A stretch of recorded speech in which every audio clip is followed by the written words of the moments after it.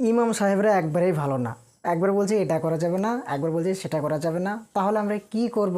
কিরে কি হয়েছে? ইমাম সাহেবরা জানিস হ্যাঁ। ভালো না। কেন? একবার বলছে এই কাজটা করা যাবে না, ও কাজটা করা যাবে না। তাহলে আমরা কি কাজ করব আর কিভাবে থাকব? হ্যাট, ওই কথা বলে পাগল। আজকে ইমাম সাহেবরা আছে বলেই আমরা সঠিক ও সহজ রাস্তায় চলাফেরা করছি। তারা যদি না থাকতো তাহলে আমরা কবে ধ্বংস হয়ে যেতাম, নিজেদেরকে নিজে আমরা ধ্বংস করে ফেলতাম জানিস। দেখ, তারা যে কথাগুলো বলে আমাদেরই লাভের জন্য বলে, আমাদেরই পরকালের ভালোর জন্য বলে, ঠিক আছে? তারা কি কোনোদিন তাদের জন্য বলে বল? আমাদেরই ভালোর জন্য বলে। তাহলে তাদেরকে কেন এইভাবে কথা বলছিস তুই? আচ্ছা বল, তুই যখন জন্মেছিলি তখন তোর দুই কানে আজান দেওয়া হয়েছিল, তখন কে আজান দিয়েছিল? তখন আমি তো দেখিনি, তবে আমি শুনেছি ইমাম সাহেব। হ্যাঁ, এবার দেখ, তুই যখন মারা যাবে তখন তোর জানাজা কে পড়াবে? ইমাম সাহেব।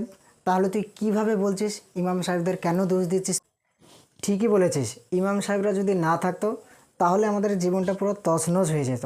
তারা আছে শুধুমাত্র আমাদেরকে সঠিক রাস্তা দেখানোর জন্য, তাই না? সত্যি ঠিকই বলেছিস বন্ধু, আমার ভুল হয়ে গেছে বলা।